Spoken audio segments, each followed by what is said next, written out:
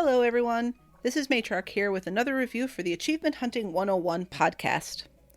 The last time I spoke with you all, I brought you information about Harvest Moon Mad Dash. Harvest Moon Mad Dash is a fine little puzzle game, and that's great and all, but generally when you hear Harvest Moon, you're not thinking of a mobile-friendly puzzle game.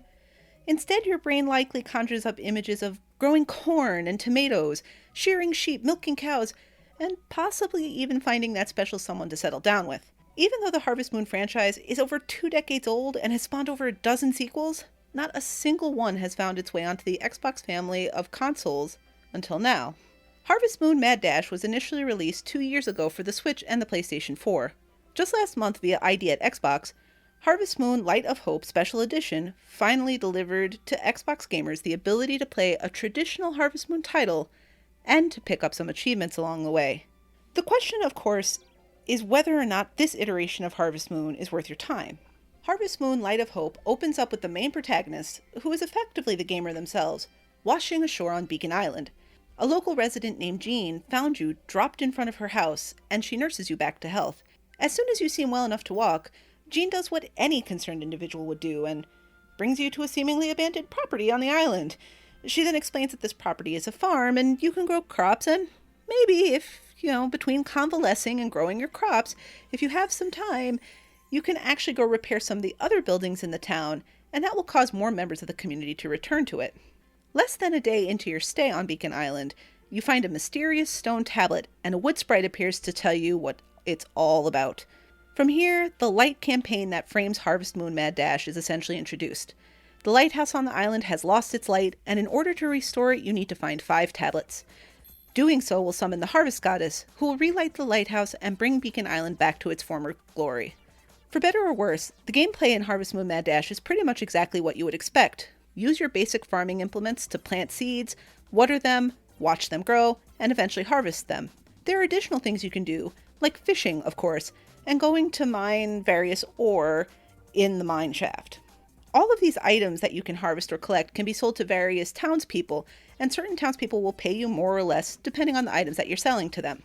Between the money you get from your sales and seeking out specific items as requested, you can eventually get farming implements that are more effective and that make your job substantially easier. Throughout much of my early play in Harvest Moon Mad Dash, I found myself frequently getting frustrated at just how frequently the campaign broke in to tell a story while I was trying to do something simple like water my crops in the morning. Of course, it's understandable why the game has to do this. There is a feeling of a need to give you a reason to be doing the jobs you're doing, but I know what I'm getting into when I play a Harvest Moon game, and I really just wanted to get to it. All of that said, you eventually do hit a point where you're kind of looking for the campaign to give you something to do. The direction is helpful. So, for example, at some point, you need to bring a certain character a yellow perch or a strawberry or some bread, and the game giving you these instructions actually makes it so that you focus a little bit, because otherwise it can seem a little overwhelming with all the various things you are able to do. The gameplay itself is more or less what you would expect. There are a couple times where your character will get hung up on items, like, for example, after you plant some seeds, if you hit the button again to accidentally plant seeds again, you'll get a prompt to either water your plants or use fertilizer, and there are times where your character will just sort of hang there. These aren't big issues, they're just things that require a little bit of polish and won't really affect your gameplay, but they can get annoying at times. The other big complaint I had in terms of the gameplay had to do with menu navigation. There were a couple things that I honestly didn't know what information I was trying to get out of it. So the bag that you store all of your produce in, yeah, it's a bag, it has a limited size, but I couldn't figure out just how much of that bag was full until the game kept telling me that the bag was too full, and then I would sell things but still get told it was too full, because I think it may have to be item specific or type specific. I'm honestly still not sure. Another mild issue had to do with going in and out of stores. Typically, if you're playing a game, you get to the store screen and it asks you to buy or sell. You pick the one you want to do, and if you cancel out, it drops you back to the buy or sell screen. Not in Harvest Moon Mad Dash. It kicks you all the way out to the beginning of the conversation, so you once again have to pick buy or sell. Again, not a huge issue, but little quality of life improvements that could have made the game just a little bit better. Speaking of better, one of the things that could arguably make Harvest Moon Mad Dash just a little bit better in Xbox gamers' eyes than previous iterations of the franchise is the fact that you can finally earn achievements for playing it.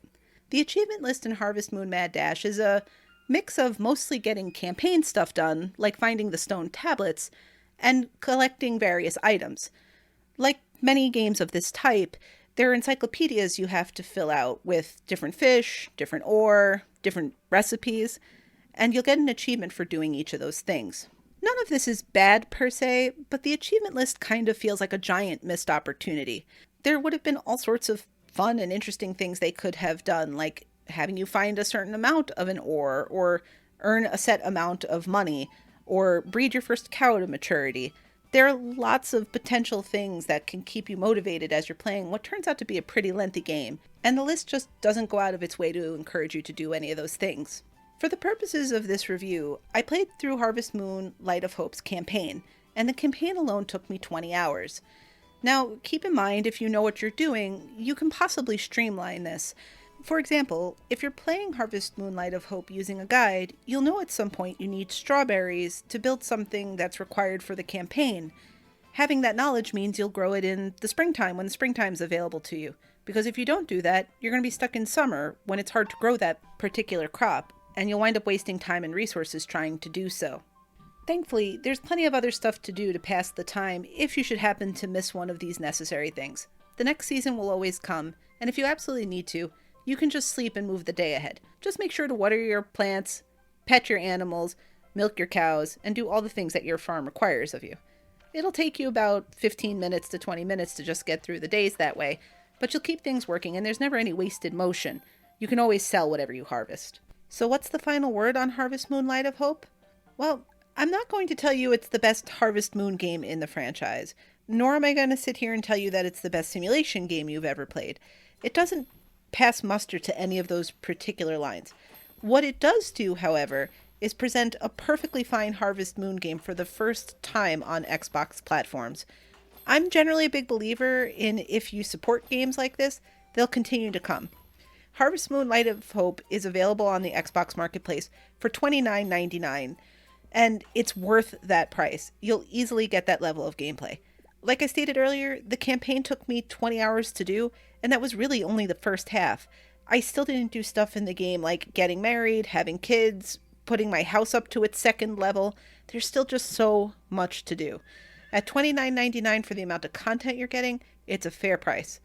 I would rate Harvest Moon Light of Hope a solid 4 out of 5 bales of hay.